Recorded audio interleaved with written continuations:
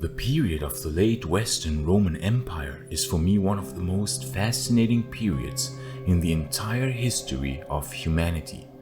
Never before had such a vast empire fallen under such extremely chaotic and complex circumstances.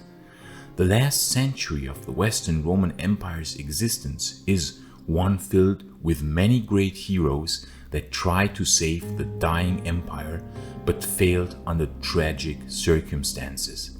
There were capable leaders and generals such as the grand Flavius Stilicho, the far too short-lived Constantius III, the military genius Flavius Aetius, and the last great and tragic emperor Majorian, after whom this channel is named. But such tumultuous times bring forth far more often weak or incapable or outright evil figures, whose damage inflicted causes even greater problems. There was the incapable Emperor Honorius, whose actions were directly responsible for the sack of Rome in AD 410. Then the incapable Valentinian III, or the last child Emperor Romulus Augustulus. But none was more ruthless and as outright evil as the Western Roman Magister Militum Flavius Ricimer. Oh, and before we continue, please subscribe to this new channel here, as this would greatly motivate me in continuing to explore this fascinating period of the late Western Roman Empire. Gratias ago tibi, amici. Magister Militum was a Roman title given to the top-ranking military commanders in the late Empire, starting from the early 4th century AD. The relationship between these powerful commanders of the field armies and the Roman emperors was always a difficult one. In fact, the Western Roman Emperor Honorius had his Magister Militum Flavius Stilicho killed in 408. Then, 46 years later, the Emperor Valentinian III killed his able Magister Militum Flavius Aetius with his own hands. Flavius Ricimer's exact birth date is unknown. It ranges from 405 AD up to the early 430s. However, it is most likely that he was born around the year 418 to a Suebic father. The Suebi were a tribe of Germanic people that were in this period increasingly living in the territories and provinces of the empire, often creating their own de facto kingdoms on the very territory of this dying empire. During these dark times, it was increasingly common for Roman emperors and generals to rely on the power of barbarian mercenaries, so-called foederati, to wage their wars, as the native Roman population was becoming increasingly wary of serving in the army. Ricimer probably entered military service sometime around the 440s. According to the late Roman poet Sidonius Apollinaris, Ricimer already served under the legendary Magister Militum Flavius Aetius during his campaigns in Gallia against the Germanic tribes that threatened the empire, of whom the Huns were the greatest threat. During this time already, Ricimer befriended Majorian, who would later become a very capable emperor and whom he would betray in one of the most vile and treacherous acts known to man. I will not try to hide it how much I actually hate Ricimer. After Aetius was personally killed by Valentinian III in Ravenna in 454, and in turn then Valentinian III was killed by loyalists of Aetius on the Campus Martius in Rome, a power vacuum was created in the West. After the really disastrous sack of Rome in 455 by the Vandals, which deserves its own video, a new emperor was proclaimed, this time by the Visigoths in Gaul. Avitus would be the new emperor, and he marched upon Rome, where he consolidated his power. It was then Avitus who appointed the Suebic barbarian Ricimer as comes, a prominent military position. Ricimer then raised an army from Germanic mercenaries, as there was really no one else left willing to fight during that era, and he immediately started campaigning against enemy Germanic tribes. He also built a navy, and with it he defeated the Vandals in 456 at the Battle of Agrigentum and the Battle of Corsica. After this victory, he was appointed by the Western Emperor Avitus as Magister Militum Presentalis, the commander of the Western Empire's field army in Italy, which was the second highest rank available to a general of the West.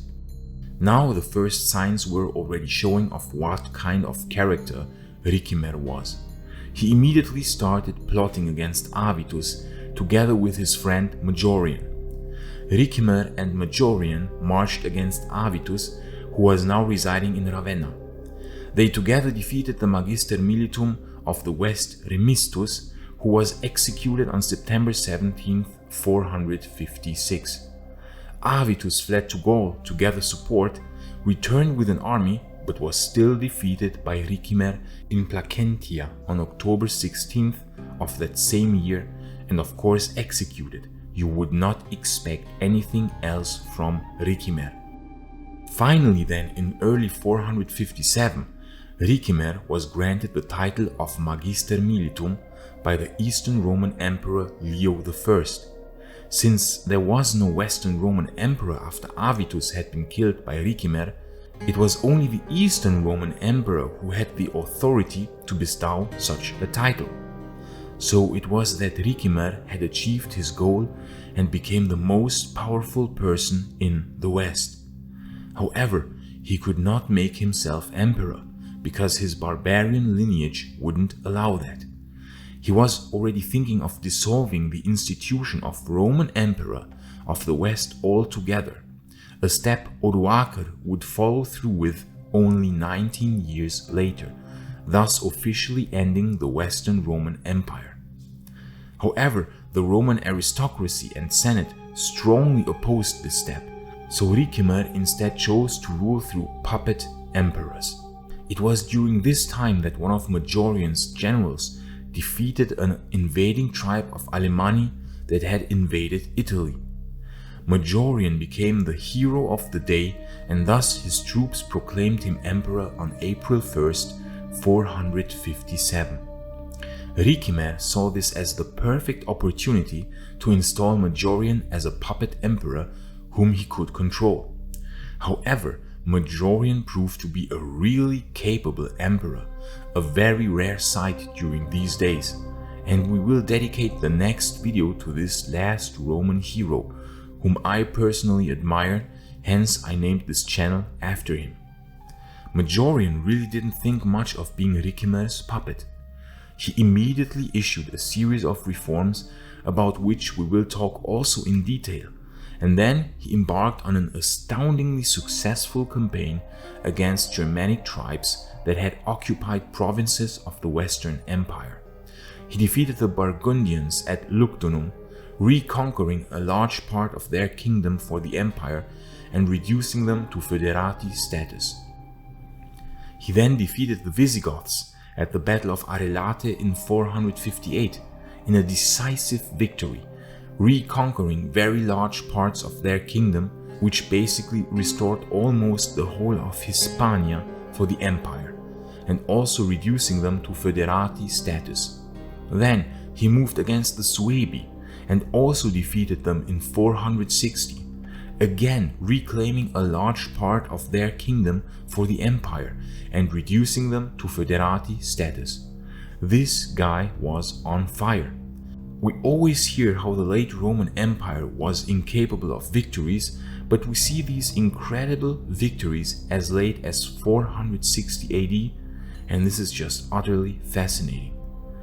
So now the hero emperor Majorian was ready for his grand finale, the reconquest of the lost province of Africa that had been invaded by the Vandals in AD 429.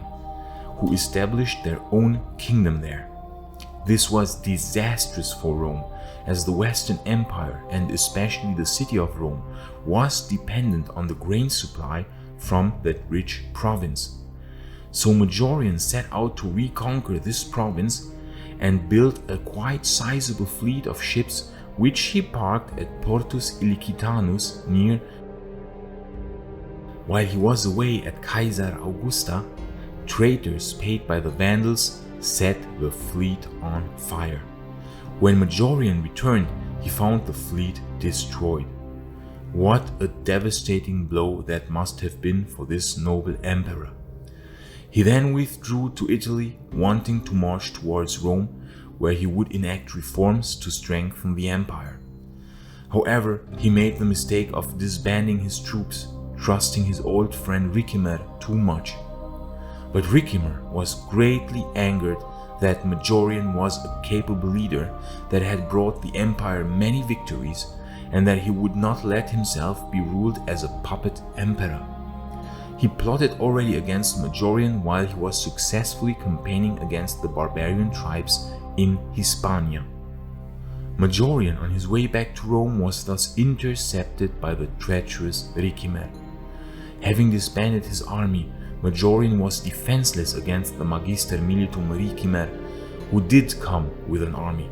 It was thus at Tortona where Ricimer defeated Maiorianus and had him deposed as emperor and executed on August 7th in 461.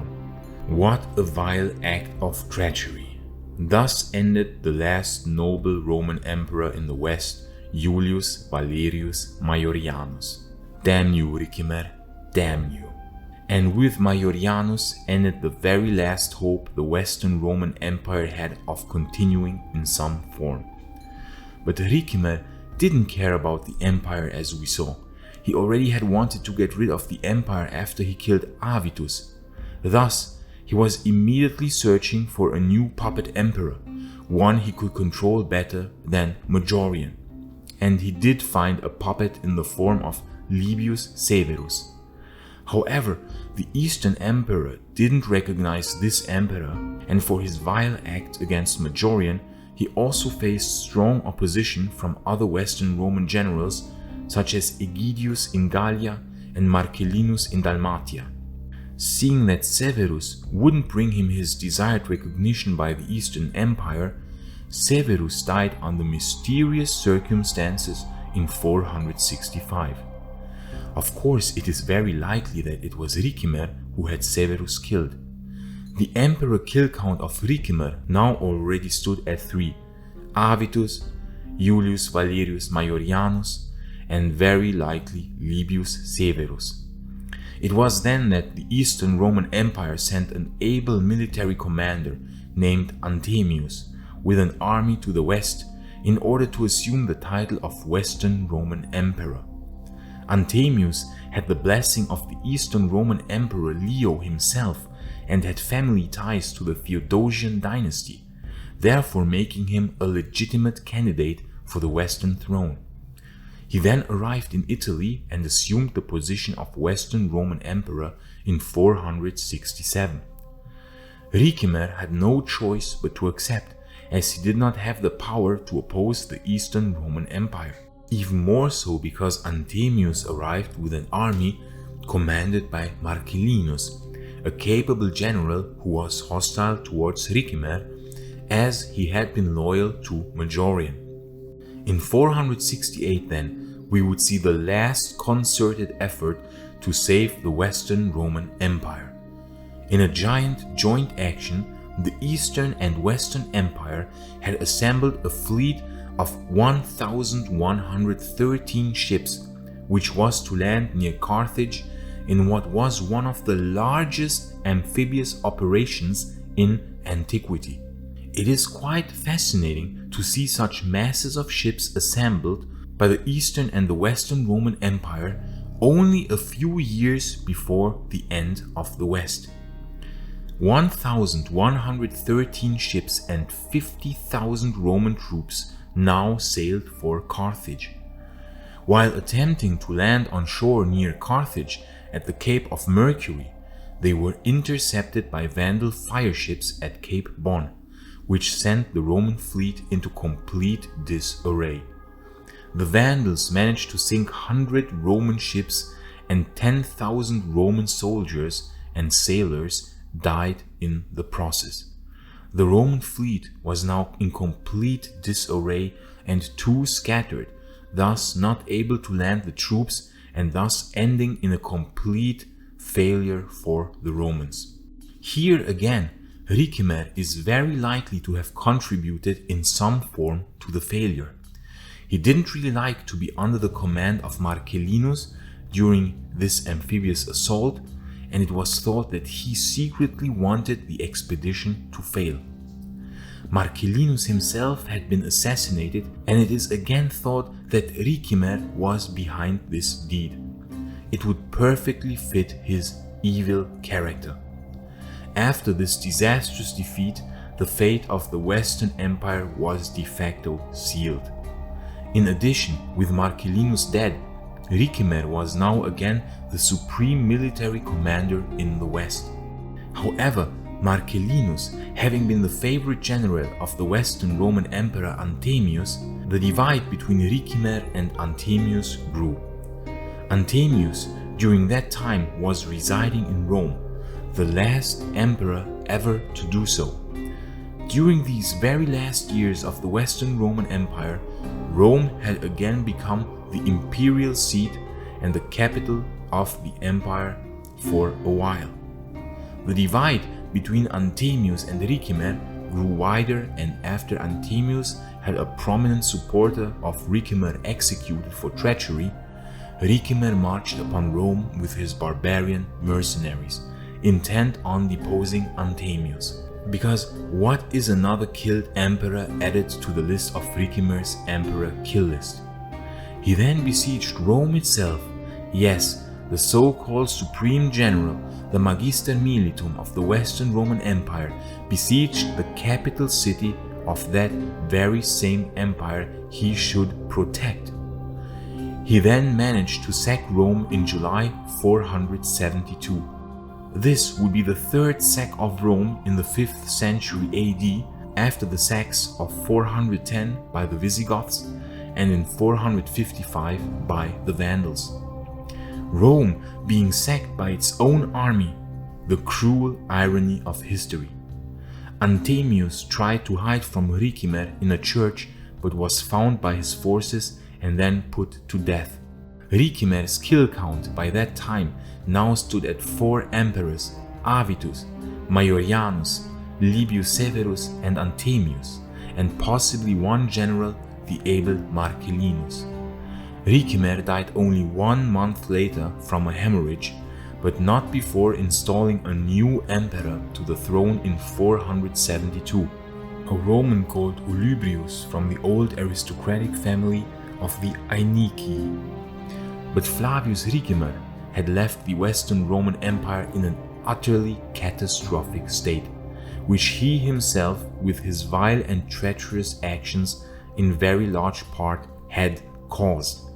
Had the Western Roman Empire maybe had a chance of survival due to the great acts of Majorian, by 472, after having killed 4 emperors and 1 commander, and after quite possibly having sabotaged the large amphibious operation against the Vandals, Ricimer had managed to completely destroy any chance the West had of stabilizing itself after the death of Aetius and Valentinian III in 454 and 455 respectively.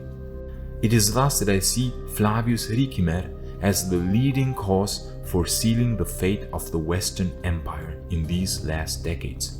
Nobody was as ruthless as him during that time, and it is for that reason that he was the most evil bastard in that period. Pardon my language.